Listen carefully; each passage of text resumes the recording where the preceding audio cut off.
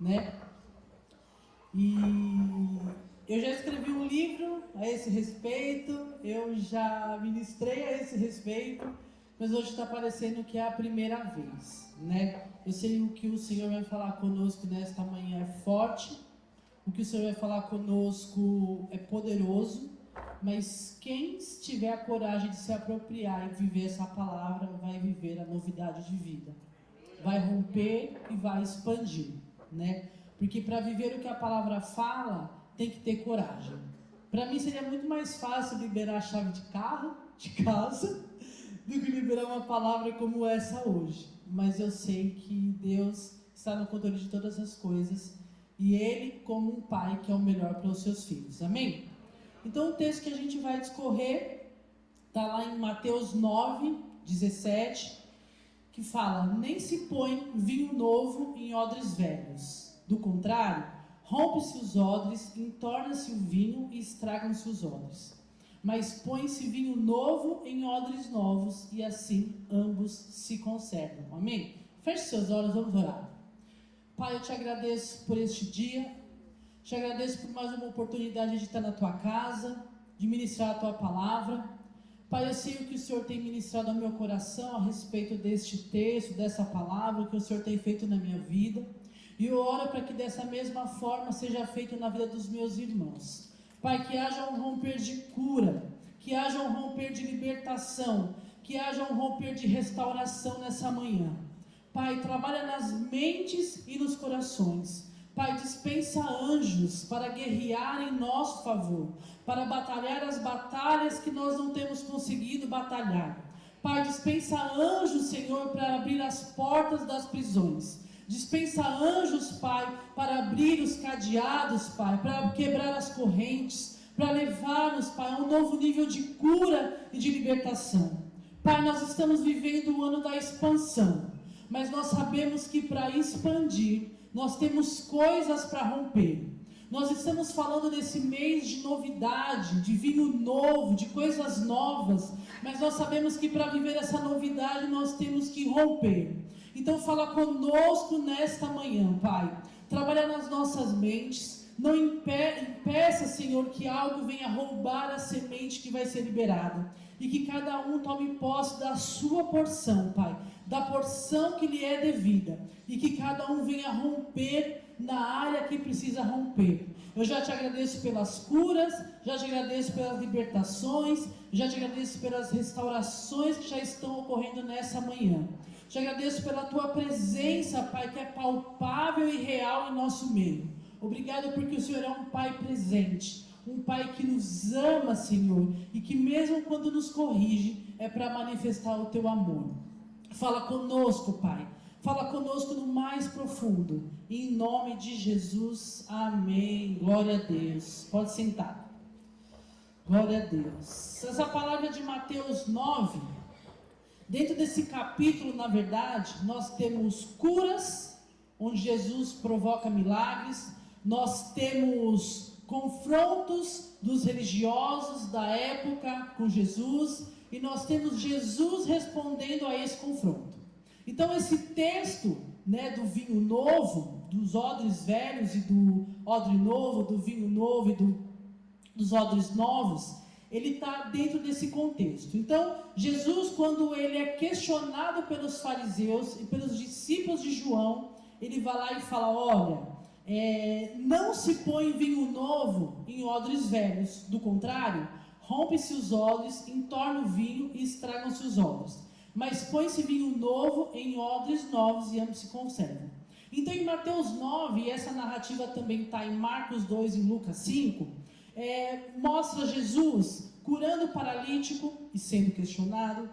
Mostra o chamamento de Mateus, né? E depois Jesus comendo com Mateus e com demais pecadores e publicanos, que eram coletores de impostos, né? E mostra os fariseus, os discípulos de João questionando: olha, por que você senta com pecadores? Por que você come com esses pecadores? Né? Por que os seus discípulos não jejuam e nós jejuamos 2 vezes por semana? Então os fariseus, os religiosos, os discípulos de João, o tempo todo eles estavam esfregando na cara de Jesus uma religiosidade. Mas eles não conseguiam entender que Jesus era o novo de Deus.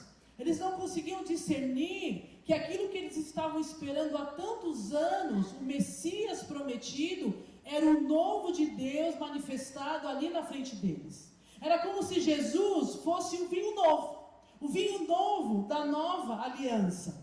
Né? Então, por onde Jesus passava ali ensinando, pregando, curando, era o vinho novo sendo derramado. Mas os fariseus, os demais religiosos, os escribas, os saduceus, em diversos momentos, eles não conseguiam receber e viver essa novidade. E Jesus ele é muito claro: olha, vocês não conseguem viver essa novidade porque vocês são odres velhos. Vocês estão enrijecidos pela religião, pela religiosidade. Vocês estão endurecidos, inflexíveis pelas tradições. Eu tenho falado, eu tenho pregado, eu tenho curado, eu tenho ministrado. Eu sou, a resposta. Quem me vê, vê o Pai. E vocês não conseguem discernir porque vocês estão cegos em si mesmos. Vocês apregoam uma religião, mas vocês não vivem o Deus dessa religião. Então Jesus estava apresentando a graça, mas esses homens estavam presos à lei. Então Jesus ele não veio revogar a lei, mas ele veio cumprir, e a lei, toda a lei se cumpriu em Jesus. Então a lei agora seria cumprida por meio da graça, não mais pela letra, mas pelo Espírito que dá vida. Então a gente vê Jesus respondendo aqui, fala: olha, o médico ele vem para os doentes, não são os sãos que precisam de médico, E isso parece óbvio ter que dizer, mas eles estavam tão cegos que eles não conseguiam entender essa verdade. Então Jesus precisava, expor essa verdade. E eu vou te falar que muitas vezes lendo os evangelhos eu fico com vergonha alheia. Eu falo: se eu tivesse ouvido de Jesus o que esses homens ouviram, eu acho que eu não saberia onde enfiar a minha cara, porque Jesus falava verdades duras para eles. Quando a gente via Jesus se relacionando com os pecadores, alcançando os pecadores, as pessoas que não eram do sistema da lei, do sistema religioso, havia uma brandura, Filha, a tua fé te salvou, era uma coisa carinhosa. Mas contra os religiosos que achavam que eram os caras, Jesus ia firme, Jesus ia confrontando. Por quê? Porque eles estavam tão endurecidos, tão enraizados numa velha estrutura, numa velha tradição, que se não fosse dessa forma, não adiantava.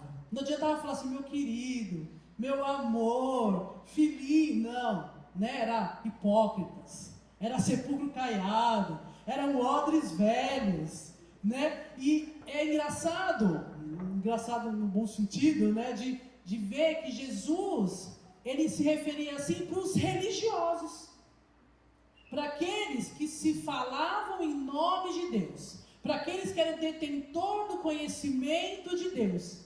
Então cada resposta de Jesus mostra uma incompatibilidade entre a antiga mentalidade religiosa e a nova dispensação da graça. O que eles não conseguiam entender, o que eles não conseguiam considerar ao ver Jesus, é que Jesus não veio trazer uma nova religião. Ele não veio estabelecer um novo cristianismo, ou um novo judaísmo, ou ele não veio trazer novas leis, mas Jesus veio restaurar um relacionamento que havia perdido. Jesus veio restaurar um relacionamento com o Pai que já não se havia mais. O que as pessoas conheciam como religião naquela época e como Deus, era um Deus distante, um Deus ritualístico, um Deus inacessível. Mas Jesus vem e ele fala: quem me vê, vê o Pai. Então você imagina, e eu já muitas vezes eu li esse texto, quem me vê, vê o Pai, mas ontem na hora que eu li, bateu de uma forma mais forte. Porque às vezes a gente vê Jesus curando, vê Jesus falando, vê Jesus ensinando, e a gente esquece que Ele e o Pai é um. Então às vezes a gente tem uma visão carrancuda de Deus, às vezes a gente tem uma visão distante de Deus.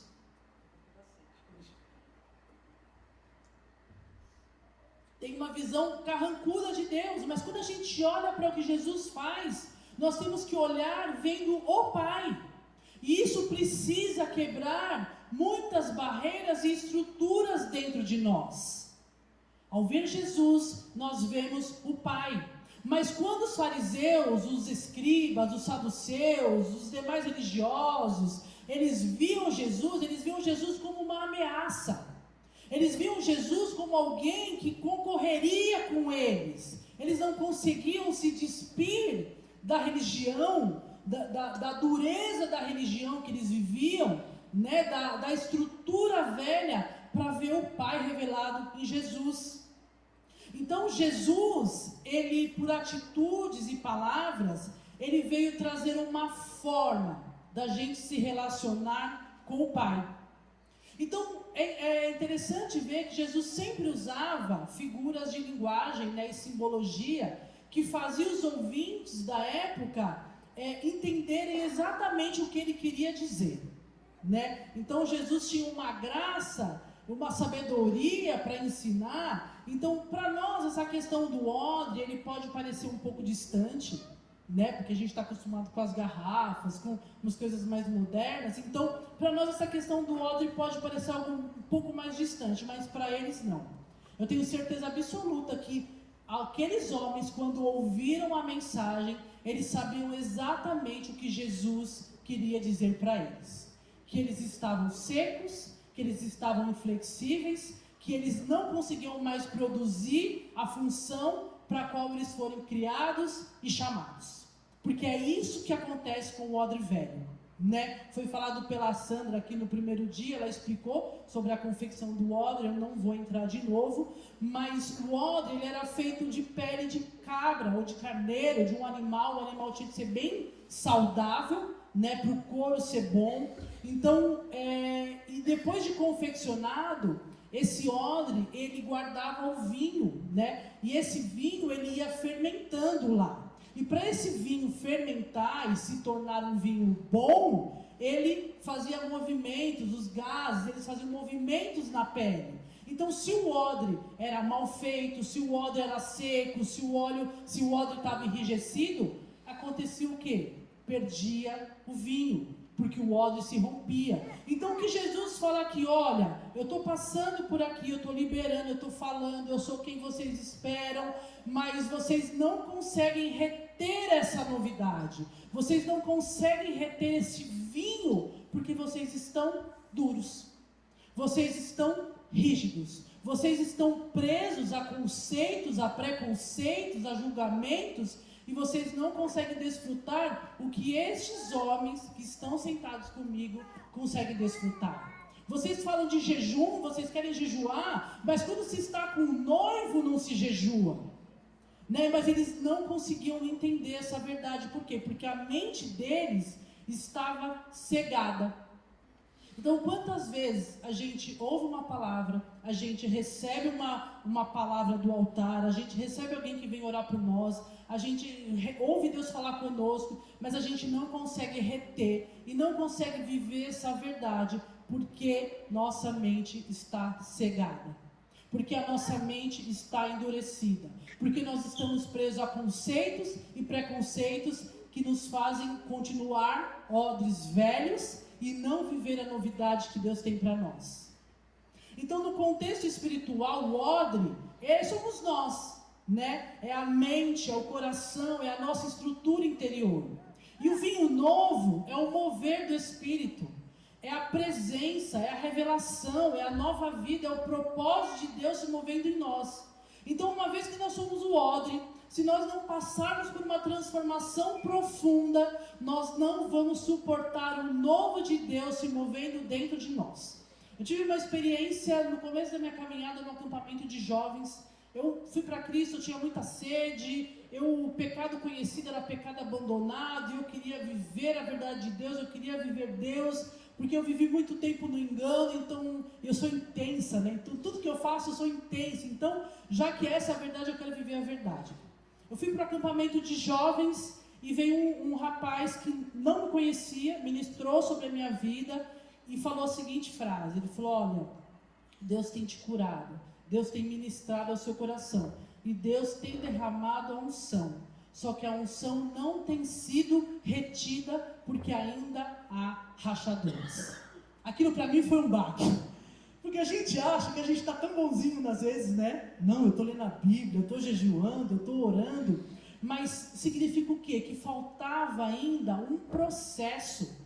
Eu não estava em pecado, tinha consciência que eu não estava em pecado, mas existiam feridas na minha alma. Existiam fissuras na minha alma que faziam com que o novo de Deus fosse derramado sobre a minha vida. Mas por conta dessas fissuras, eu não conseguia reter. Dali um pouco, eu já estava sofrendo, eu já estava padecendo, eu já estava reclamando dos meus problemas, eu já estava vivendo as mesmas situações. E é da mesma forma conosco. Então nós precisamos o tempo todo cuidar do nosso odre, para que a gente não venha perder aquilo que Deus está fazendo. E você pode não ver, você pode não sentir, você pode não entender, mas Deus está fazendo. A questão é o quanto você vai permitir que Deus faça. Então nessa porção da Escritura que a gente leu, em Mateus 9, Jesus está combatendo uma forma de pensar dos religiosos que refletia nas ações dele, que refletia na forma como eles se posicionavam, que refletia na forma como eles falavam, que refletia na forma como eles viam as situações da vida. Então a mente deles estava enraizada numa antiga forma de viver que impedia eles de ver e viver a novidade de Deus, que impedia eles de receber o vinho novo que era a novidade de Deus. O problema dos fariseus e dos demais estava na mentalidade deles. Gente, eu enfrentei uma batalha essa semana que poucas vezes na minha vida eu enfrentei. Os pastores sabem. Até 5 minutos antes de começar a palavra eu queria sair correndo, fugindo daqui. Ontem eu mandei mensagem para eles e eu falei, olha, faz 3 dias que eu estou com uma questão de saúde e eu não sei se eu vou conseguir ministrar. Então, vocês se preparem, por favor. Fiquem de backup, porque a gente sabe que é uma batalha, mas ao mesmo tempo a gente não discerne todas as coisas, né?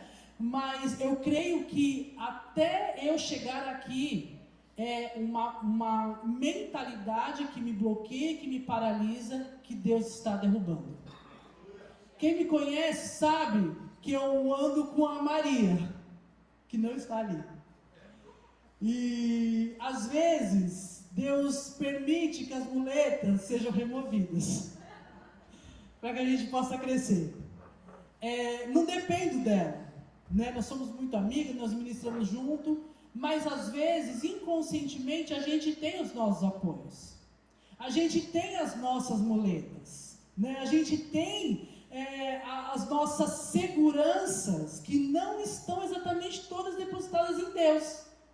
Eu busco, eu oro, eu tenho vida com Deus, mas eu estou acostumada que ela sentada ali fazendo o quê? Intercedendo. Então muitas coisas aconteceram, e essa foi uma delas. E eu falei para a pastora, eu não costumo recuar. Muitas vezes eu já ministrei doente. Muitas vezes eu já ministrei com o meu corpo querendo uma cama, querendo uma cadeira. Mas eu só recuo se Deus falar para mim, não tem. Mandei mensagem para o pastor, vamos estar orando. Mandei mensagem para a pastora, vamos estar orando. Eu falei, Deus, mas não é essa a resposta que eu queria. Eles não entenderam. Todos nós temos uma mentalidade formada em nós. E o que é uma mentalidade? A mentalidade é um sistema de crenças, valores e percepções que moldam a forma como a gente enxerga a nós mesmos, os outros, a Deus e o mundo. Então, talvez inconscientemente, o meu sistema de crença estava apoiado na minha amiga. Mas para viver o novo, eu preciso romper. Amanhã ou depois, eu me caso, ela se casa. Que em nome de Jesus, igreja, ore. Nós vamos... Olha, gostei dessa intercessão. Vocês já estão... No próximo acampamento de casal, eu estou lá, né? Vamos romper com a mentalidade da solteirice. Mas veja como é sutil todas as coisas. Eu estou dando um exemplo meu, bobo, simples, mas desta vez eu não acredito que Deus colocou a mãe dela num leito para fazer isso. Não, Deus não é. Então essa mentalidade também que Deus pune, que Deus faz, precisa cair do nosso meio. Mas Deus, ele usa as situações, ele aproveita as oportunidades para tratar todo mundo. Então aprove Deus me tratar e eu estou aqui. As minhas pernas ainda estão bamba, mas um pouco menos, né? Então, a mentalidade, ela é a lente pela qual nós interpretamos tudo. Se eu tirar o meu óculos, eu vou ver 2 do Dorival ali. Mas não é verdade. A verdade é que tem um só tá bom, né? A Sandra agradece. Então, colocando o óculos, eu vejo a verdade, que é um. Mas se eu tirar, eu vejo 2. Por quê? Porque a nossa visão, às vezes, ela está distorcida por uma mentalidade que não é a verdade. Então, se a lente está limpa, nós vamos ver o quê? A verdade. Se a lente está suja, nós vamos ver o quê? O engano, a mentira, a verdade distorcida. Então, a nossa vida, ela vai seguir o padrão da nossa mente. E toda transformação começa na mente. Então, quando eu estava preparando essa ministração, eu lembrei de uma frase do Henry Ford, né, o criador da Ford, que fala: se você pensa que você pode, ou se você pensa que você não pode, das duas formas você está certo, né? E Henry Ford é um dos maiores nomes aí do automóveis, né, da criação de automóveis, mas buscando a história dele um pouquinho, porque eu falei, eu tenho um cuidado para não trazer frases de pessoas que não sejam crente, ou pelo menos que tenham uma vida ali não complicada. E eu vi que ele é um cristão, né? Mas na caminhada dele, ele permitiu que a mente dele fosse para alguns enganos. Então, ao mesmo tempo que ele era cristão, ele era antissemita. Ele perseguia judeus. Olha que coisa maluca, né? Então ele chegou no momento da vida dele que ele começou a acreditar em reencarnação. Então veja, um homem inspirado por Deus para ter uma criação tão maravilhosa, que foi o automóvel, né? A gente não consegue pensar a nossa vida hoje sem um automóvel.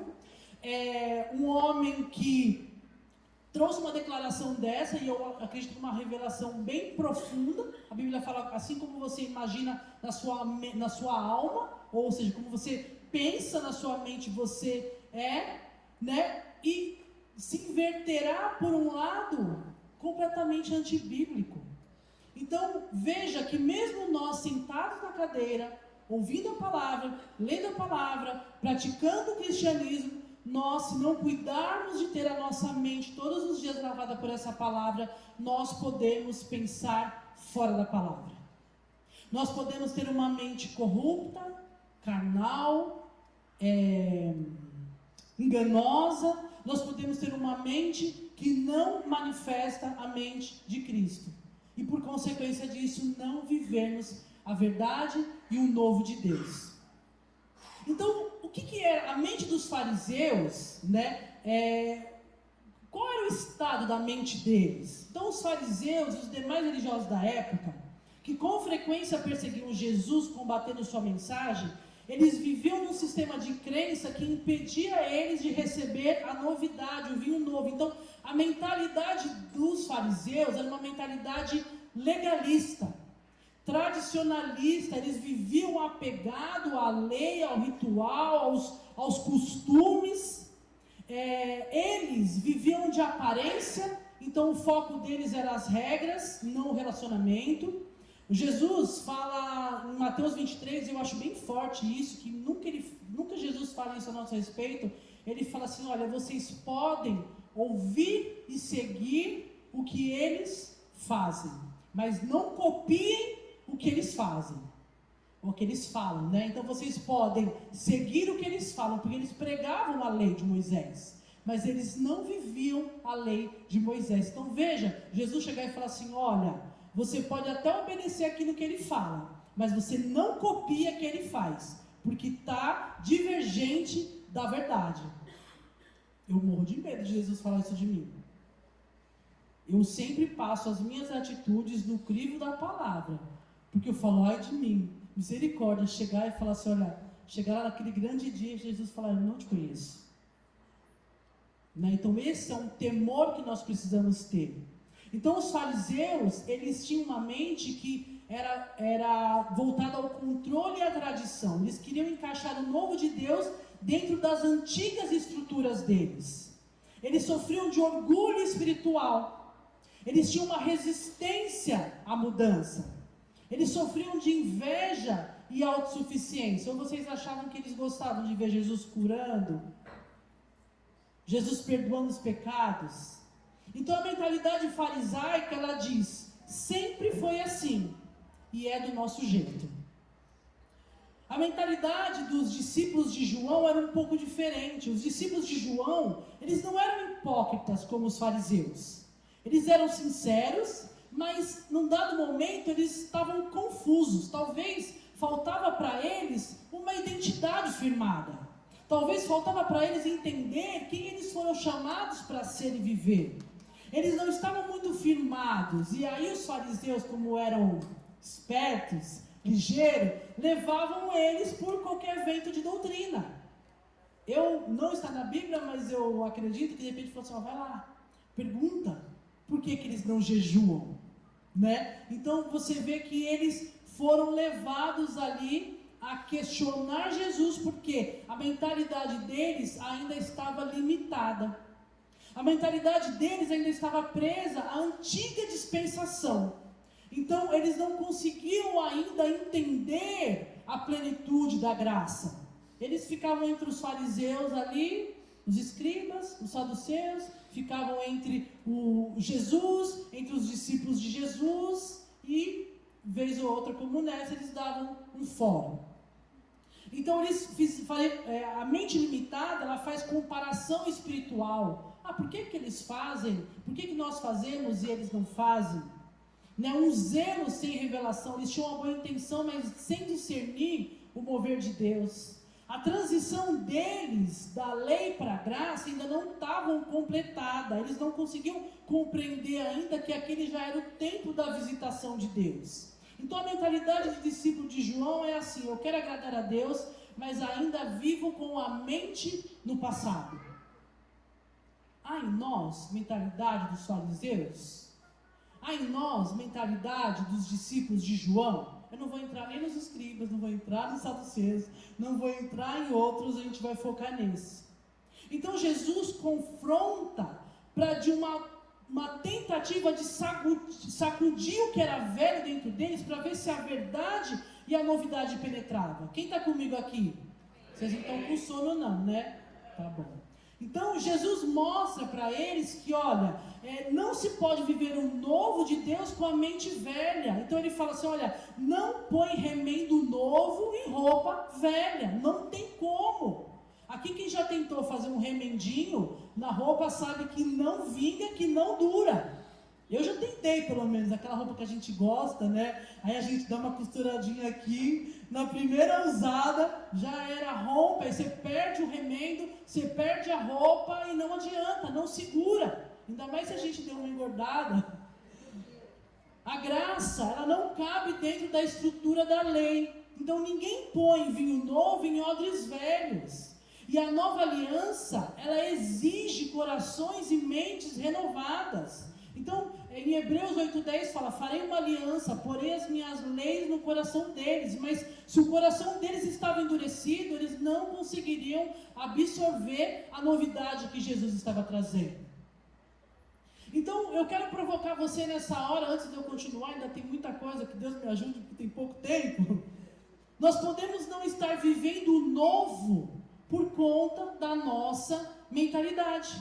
Nós podemos não estar vivendo as promessas que Deus, porque Deus não mente, Deus não muda, mas a gente pode estar estagnado na nossa vida por conta da nossa mentalidade. Não é culpa do diabo, não é culpa de Deus, é culpa nossa mesmo. Não adianta, às vezes a gente vai tentar repreender, expulsar, mas a mudança tem que vir de dentro de nós, é interna. Então, como a nossa mentalidade é formada? A mente dos fariseus dos outros religiosos foi moldada pela tradição judaica. Gerava orgulho espiritual e uma visão rígida de controle. Então imagina vocês, eles de geração em geração, ouvindo, recebendo, sendo ensinado, sendo doutrinado naquela tradição religiosa. Chegou um momento que aquilo para eles já virou ritual. Foi passado de geração por geração, então talvez algum deles nem sabia o porquê fazia. Eu só sei que é assim. E quantas vezes nós estamos reproduzindo movimentos porque alguém falou para a gente que é assim, mas a gente não teve uma revelação pela palavra de que tem que ser assim. E aí a gente fala, nada acontece na minha vida, nada, mas você está apenas repetindo padrões. Quantas pessoas a gente já viu, já conheceu, que, por exemplo, tocante ao dom de línguas, a pessoa nunca recebeu, mas ela viu, nas igrejas pentecostais é mais comum, né? Ela viu a outra pessoa falar, todo mundo fala, eu tenho que falar, então eu vou lá, e eu vou falar.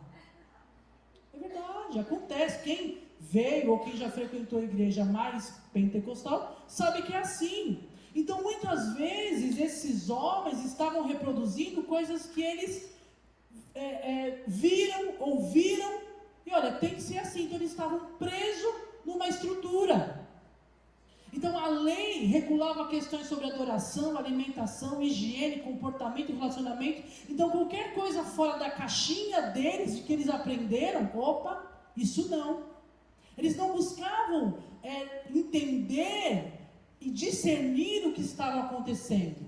Eles esperavam o Messias estava na frente deles, mas de toda a tradição, eles criaram uma imagem de um Messias, o Messias veio, eles crucificaram o Messias, e até hoje muitos deles não reconhecem que Jesus é o Cristo, porque a religião cegou eles. Então, quando a gente entende como a nossa mente foi moldada, nós ganhamos consciência para discernir a verdade de Deus, e esse entendimento nos fortalece. Quando eu estava ali sentada, eu estava quase tendo uma crise de ansiedade, e eu não estou brincando, é verdade, não estou brincando, eu estava tremendo, e eu comecei a declarar as verdades de Deus sobre a minha vida. Eu não aceitei a mentira e o engano. O Senhor é meu Pai, é o Senhor quem me fortalece. É o Senhor que vai à frente de mim nas batalhas. É o Senhor quem me capacita. É o Senhor quem me direciona. É o Senhor quem me prepara. Foi o Senhor quem me chamou e a palavra é tua. Eu poderia ter cedido a mentalidade, chegar e falar, eu não vou ministrar, pronto, acabou. Mas, para mim, o mais importante da minha vida é agradar a Deus. Ainda que eu tivesse um colapso aqui em cima. Mas é agradar a Deus. E para viver o que Deus tem, o propósito de Deus, eu tenho que romper. Eu tenho que viver a verdade de Deus. Então o que eu comecei a fazer? Falar para mim as verdades de Deus para combater aquela mentira que estava tentando me assaltar. Então Jesus, ele veio como um vinho novo, trazendo graça que não se encaixa em odres velhos. Nós queremos viver esse vinho novo? Se nós queremos, nós precisamos ser odres novos. Então, para a gente caminhar um pouquinho mais rápido, de que forma a nossa mentalidade ela é formada? E aqui eu quero chamar a sua atenção, porque eu creio que aqui é uma manhã de libertação, amém? Então, cadeias mentais vão cair. Mentalidades desalinhadas que impedem de viver o novo vão cair. Mas depende de você receber essa verdade e viver essa verdade. Então muitas pessoas foram marcadas e tiveram a sua mentalidade desenvolvida no ambiente familiar, na criação. Então desde a infância as pessoas aprendem a ter reações emocionais, do tipo, homem não chora, mulher tem que dar conta de tudo. E quantos homens e mulheres estão presos nessas expressões e outras mais? Então o homem não chora, o homem está arrebentado, o homem está destruído, o homem está quase tendo um colapso, mas ele não chora. Por quê? Porque a mentalidade que foi embutida para ele, a ideia é que homem não chora. E quem disse? Deus deu lágrima para homem também? Se não fosse, não viria com a lagriminha. Jesus chorou. Então, se Jesus chorou, amarada, está liberado. A fé. Então, quantas pessoas vieram de um lar que tinha até uma fé, mas que às vezes foi ensinado que Deus castiga, que Deus está vendo, mas não no sentido de que Deus está contemplando você para te guardar, mas que Deus está vendo você para punir. Quantas pessoas viam apenas um Deus punitivo, que ouve falar de arrebatamento, só falta ter um colapso cardíaco? Quantas pessoas foram marcadas na mentalidade do tocante a relacionamentos? Olha, você não confia em ninguém. Olha, você não confia em ninguém. Hoje a pessoa tem dificuldade de confiar em qualquer pessoa. Identidade. Quantas pessoas ouviram você nunca será nada? Crianças que não foram criadas de acordo com o sexo. De repente, era uma casa que só tinha mulher, o menino foi criado com coisinhas de menina, e hoje ele tem dificuldade de se firmar na masculinidade que Deus criou para ser. Gente, é uma construção sutil. É tijolo a tijolo. São as raízes, né, Sandra? Raiz a raiz. Fundação a fundação. Então, as frases e comportamentos formam raízes mentais que, se não forem renovadas pela palavra, nos prendem e nos tornam odres velhos. Experiências da vida também nos marcam. Traumas, rejeições, frustrações, decepções, perdão, pode moldar a nossa percepção de vida e de Deus. Quantas e quantas pessoas não têm uma frustração com Deus, porque Deus levou alguém, porque Deus não concedeu algo que gostaria, porque não enxergou Deus da forma como esperava enxergar. Uma pessoa traída, ela pode desenvolver uma mentalidade de que ninguém é confiável. Um filho abandonado, ou que cresceu num lar disfuncional, cresce com a mentalidade de que Deus não é um pai tão bom assim.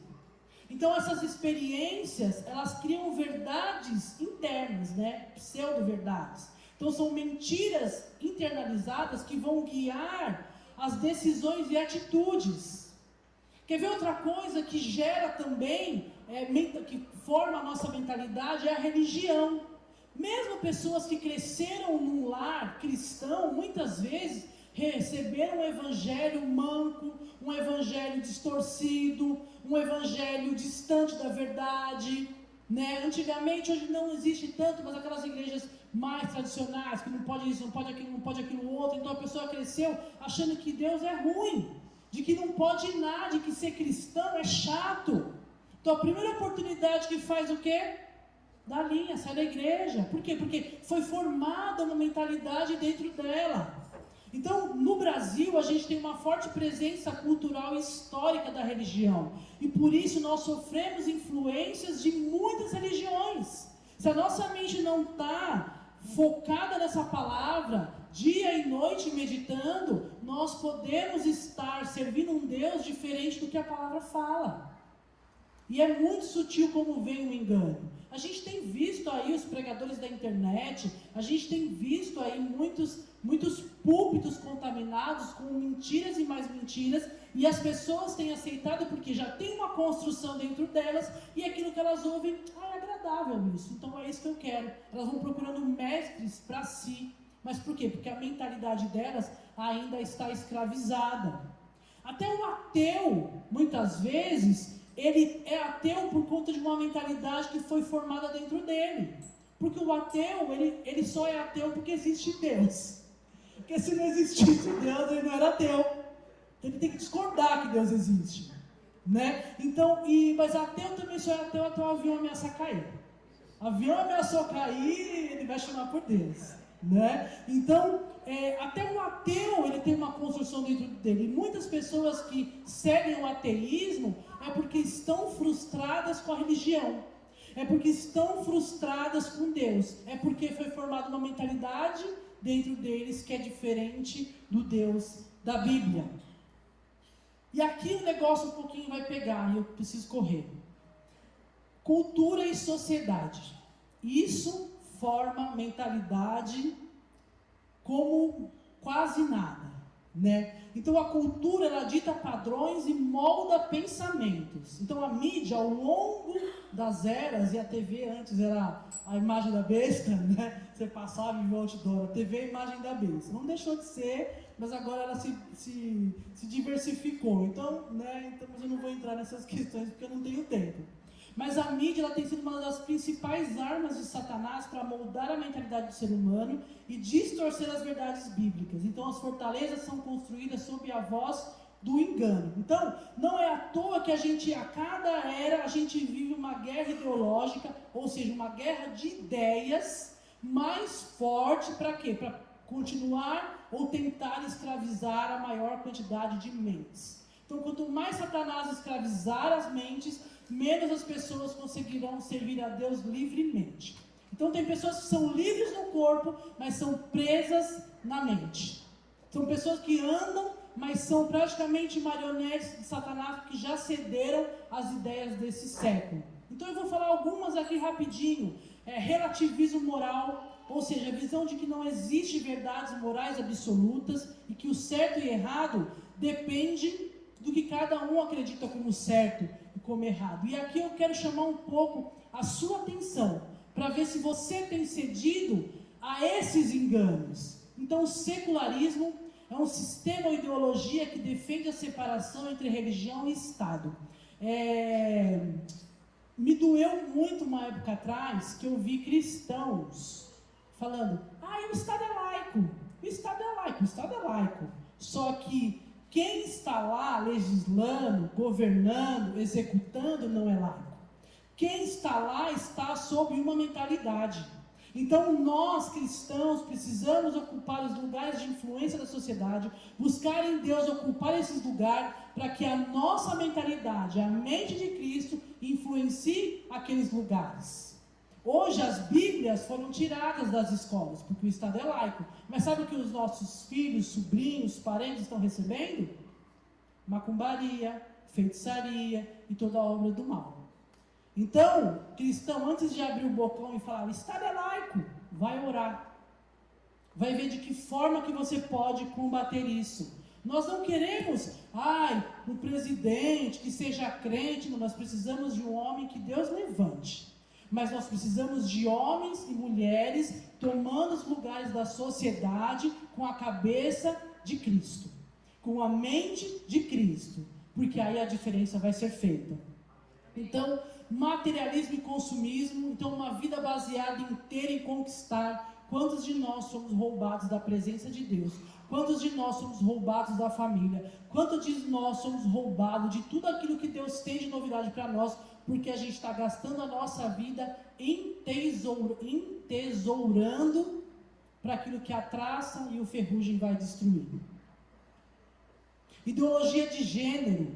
Então isso aqui já está cansado de falar, não vou entrar aqui. Marxismo, que é a luta de classes, né? Então é sempre aquela ideia de nós contra eles, o rico não presta e o pobre é o coitado. Então nós trabalhamos para sustentar, cada um de nós que trabalha, a gente sustenta no mínimo 14 pessoas. É a última estimativa que saiu aí. Então você acha que isso é uma ideia boa?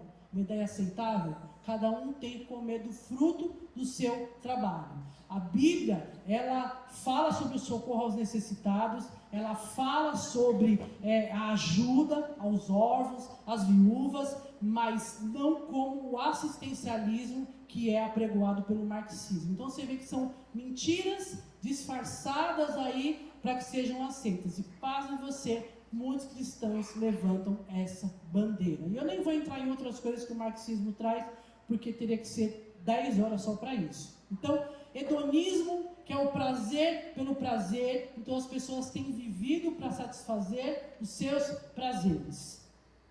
Pós-verdade, então as pessoas já estão confortáveis naquilo que elas ouviram, elas não vão buscar evidências concretas.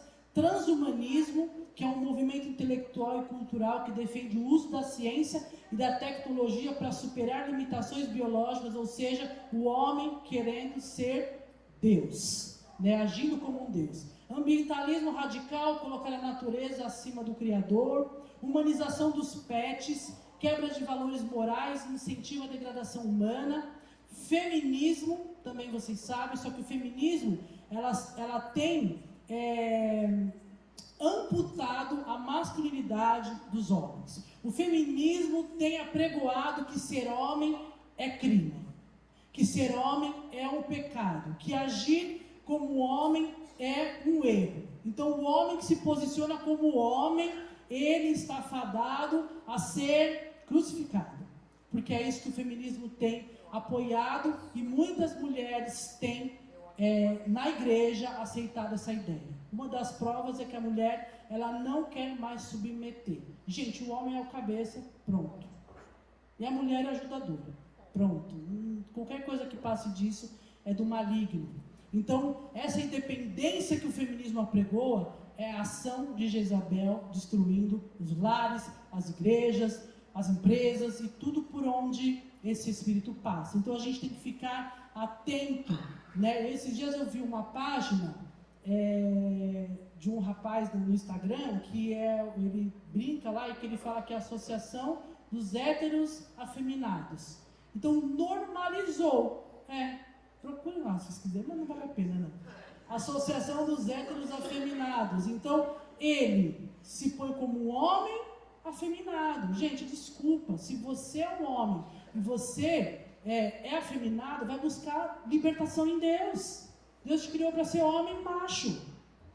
Ponto. Eu sei que são verdades duras de ser ditas, mas é a verdade, né? Então, mulher, você é feminina, você não é feminista. Você é a mulher que cuida, você é a mulher que afaga, você é a mulher que protege.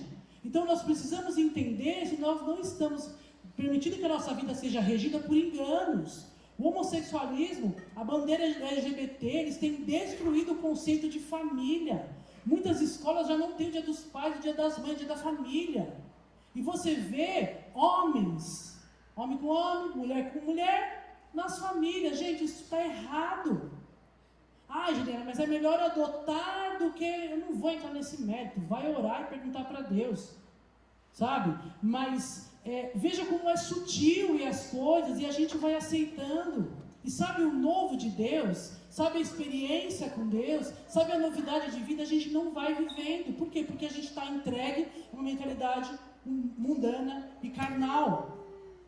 Então, outra coisa que forma, que marca a escola é entretenimento. Isso aqui eu achei muito forte, que o vinho do mundo tem moldado o coração dos odres sem que muitos percebam. Então, a escola, ela é uma fábrica de mentalidades.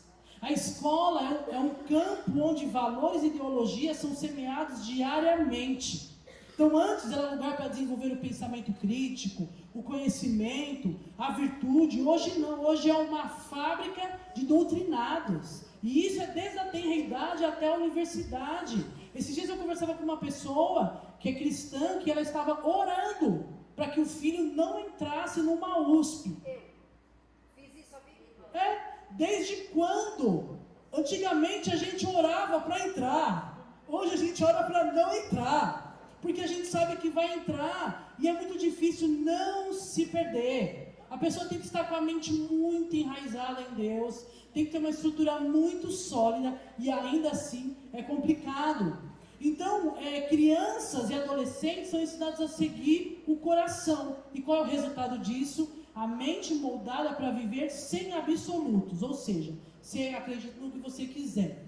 Eu li um livro há um tempo atrás, você vai projetar aí, que é Quem Controla a Escola Governa o Mundo. Vocês que são pais, professores, líderes, eu recomendo demais essa leitura, né? Então eles falam que para dominar uma nação não precisa pegar em armas, é só você controlar o ensino. Você controlou o ensino, você dominou todas as coisas, né? Então também que molda o entretenimento. O entretenimento funciona como um laboratório de ideologias. Ele é a nova escola emocional da sociedade. Então, a mente ela é lentamente adestrada pela cultura. E o outro vai se enchendo do vinho velho, o vinho da carne, da vaidade, da inversão de valores. Eu não sou de assistir séries e nem reality shows. Big Brother Brasil eu assisti o primeiro e depois nunca mais eu assisti, né? Jesus me resgatou. Gente, os reality shows, eles têm a capacidade de extrair e demonstrar o pior das pessoas. Tudo que não presta é o que o reality show vai mostrar. Só que esses dias eu caí na besteira de assistir um reality. Estava aí sem fazer nada, né? Devia usar meu tempo útil e tal. Eu assisti um que ele impulsiona os casais a se separarem ali nas casas, numa ilha, e os homens comprometidos ficam com as meninas do job, porque praticamente você vê, não fala que são meninas solteiras, mas você olha a carinha delas e fala, são do job, né? E do outro lado, as mulheres comprometidas ficam com rapazes que também são do job, mas você não fala. E ali eles vão se testando para saber se eles realmente querem ficar no final do programa com os parceiros que eles entraram, ou se eles querem sair com os parceiros que eles se envolveram. E eles durante o programa, eles saem com todos ali, praticamente. Eu fiquei horrorizada.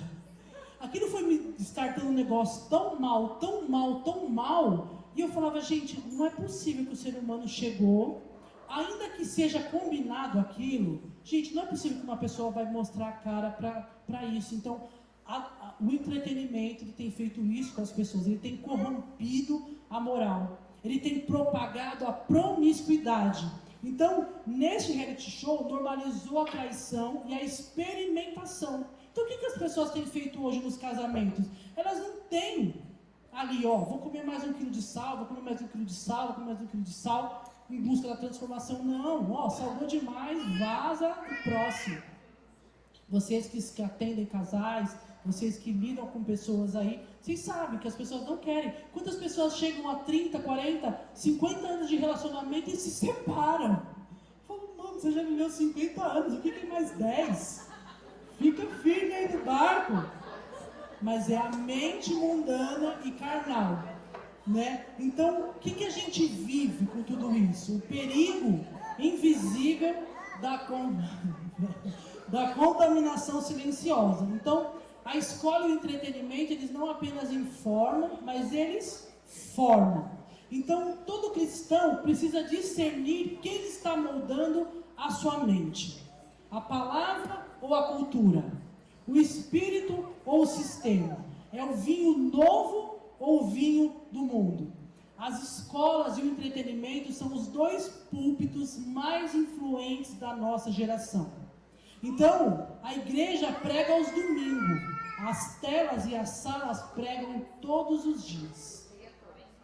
O dia todo, o tempo todo.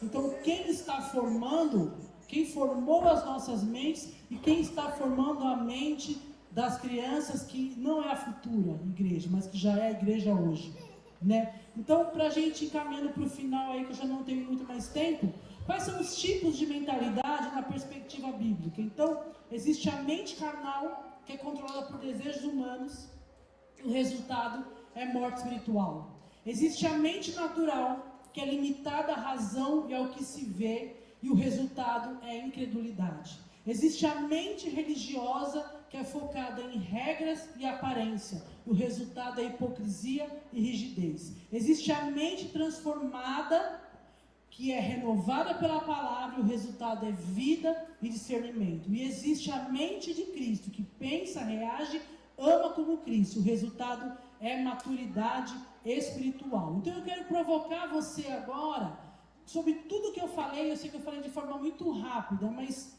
nós somos um odre velho? Qual é o estado da nossa mentalidade? Nós estamos brigando com Deus, que a gente quer viver o novo, que a gente quer expandir. Gente, vou te falar, expansão para alguns é destruição. Porque às vezes você vai expandir, Deus vai te conceder e você vai se arrebentar. Porque você não tem uma mentalidade transformada para aguentar a pressão do novo, porque o novo traz uma pressão.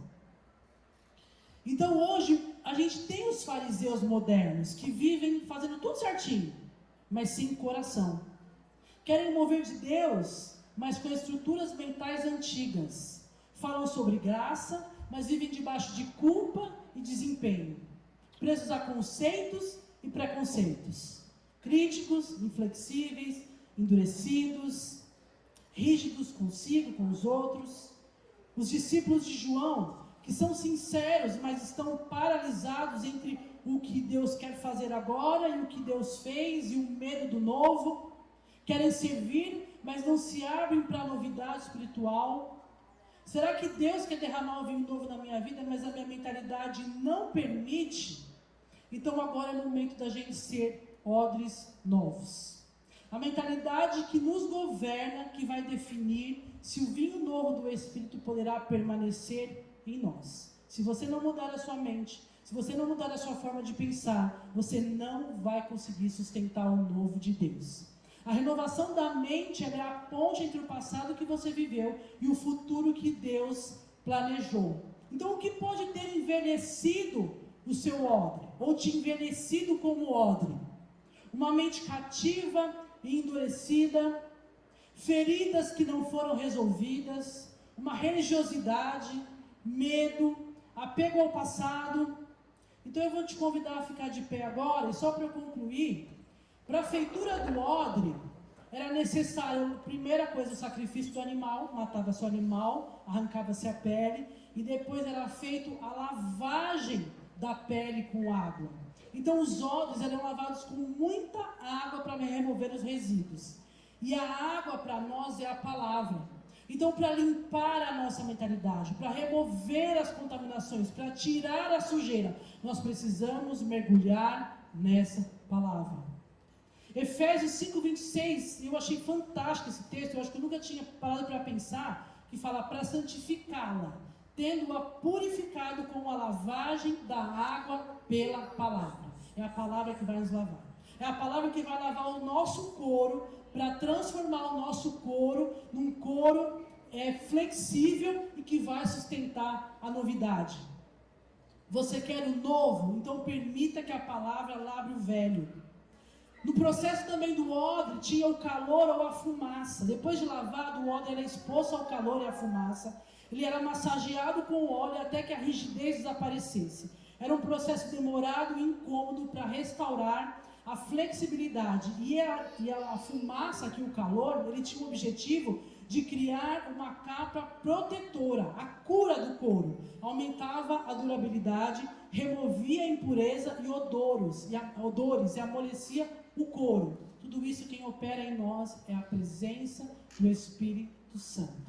O Espírito Santo como fumaça, como calor, como presença, ele que vai remover as impurezas que serão reveladas pela palavra. É um trabalho em conjunto, não é uma coisa ou outra, é em conjunto. E por fim a unção com óleo. O couro era ungido com azeite, o óleo penetrava o couro, devolvendo o brilho, a elasticidade e a capacidade de expansão. O Espírito do Senhor Deus está sobre mim, porque me ungiu o Senhor. Então o óleo vem para quem se deixa preparar. Agora eu quero te desafiar aí, alguns minutinhos, porque o horário já praticamente já foi, a colocar diante de Deus como você está. Qual é o estado do seu óleo? Você está buscando o novo, você está buscando o vinho novo, mas você não está cuidando do óleo. Você nunca parou para entender qual é o estado do seu couro aí? Pergunte para o Senhor, fala, Senhor, qual é a minha mentalidade? Como que se manifesta a forma que eu penso? A forma como a gente age, muitas vezes, demonstra o que está enraizado em nós. Então, feche seus olhos. Eu não vou chamar ninguém aqui à frente, mas eu quero que você faça essa reflexão, porque é você e Deus. Não adianta ninguém colocar a mão sobre o seu odre. Você tem que submeter o seu odre à mão do Senhor. Deixa o Senhor massagear o seu odre, porque Ele tem o óleo na medida. Ele tem a água para lavar. Então você é uma pessoa que racionaliza demais. Você é uma pessoa que critica demais. Você é uma pessoa que é levada a todo vento de doutrina. Você é uma pessoa que não consegue confiar e crer nas promessas. Você não consegue se desvencilhar do passado. Qual é a sua mentalidade hoje? Você é uma pessoa que não consegue romper os desafios? Você é uma pessoa que não confia em ninguém? Você é uma pessoa que nunca conseguiu se formar, nunca conseguiu ir bem num trabalho? Você é uma pessoa que não consegue viver experiências espirituais? Você é uma pessoa que não consegue acreditar de fato num Deus que governa sobre tudo e todos? Qual é a sua mentalidade? Você está preso em que mentalidade hoje? É na cultura? É numa religião que te apresentaram? O que é? Eu vou pedir para alguém do grupo de louvor subir aqui. Enquanto isso, eu vou deixar você orar. Se você quiser ajoelhar, se você quiser sentar, a gente tem uns 2 minutinhos só para a gente concluir. Amém? Não fique me olhando não, ore. Porque é a sua mentalidade, é a sua novidade de vida que está em jogo, não é a minha. É você com o Senhor. Se permita ser lavado pela água que foi liberada aqui, porque a água da palavra ela foi liberada. Se permita ser limpo pela palavra que foi liberada. Se permita ser envolvido pela fumaça, pela presença, pelo calor do Espírito Santo, removendo as contaminações, removendo as impurezas. E se permita ser tocado pelo óleo.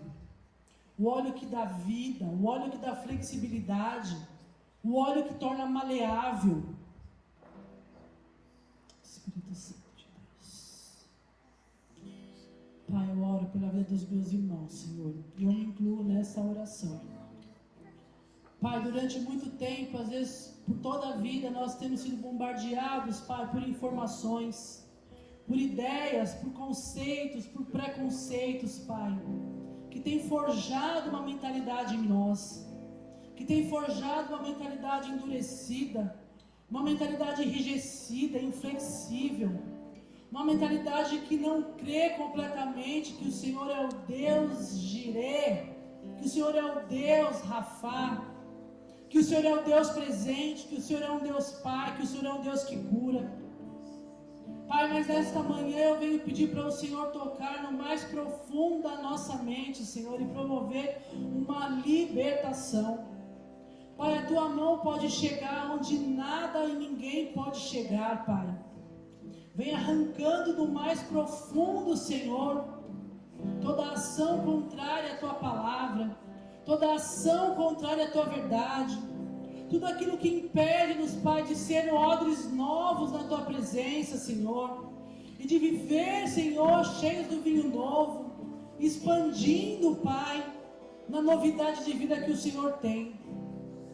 Pai, quando se fala em mente, há muita dificuldade, Senhor, porque a mente, ela dita comportamentos, ela dita sentimentos, ela dita emoções, Pai. Mas leva-nos a romper nesta hora, Pai, em nome de Jesus. Não permita que ninguém saia deste lugar da mesma forma que entrou. Não permita, Pai, que as mentes saiam daqui carnais, endurecidas, enganadas. Mas se revela a cada um de nós. Libera a luz da Tua palavra, Senhor, sobre as mentes obscurecidas, sobre as mentes em trevas, Pai. E que a luz do Evangelho venha resplandecer sobre nós, para que vejamos os Teus feitos, para que possamos Te conhecer como o Senhor é, para que possamos ter clareza da Tua palavra, clareza da Tua presença, Senhor, para que possamos nos mover em discernimento, em sabedoria, Senhor. Pai, toca-nos nessa hora, Senhor, toca-nos, Pai. Faz de novo, Senhor. Quebra toda essa estrutura velha, essa estrutura que está enraizada, Senhor.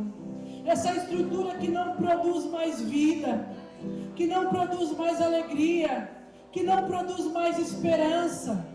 Essa estrutura que não atrai mais ninguém para Ti. Forja em nós, Senhor, uma estrutura nova, uma estrutura flexível, uma estrutura, Senhor, que suporta receber o Teu vinho novo, a Tua presença. Pai, aqueles que até hoje viveram em engano, em mentira, Senhor, liberta as mentes cativas, Pai. Toca a mente, Senhor, de cada um de nós e haja uma libertação completa. Remove os enganos, remove as mentiras, remove as ideias do presente século, Pai.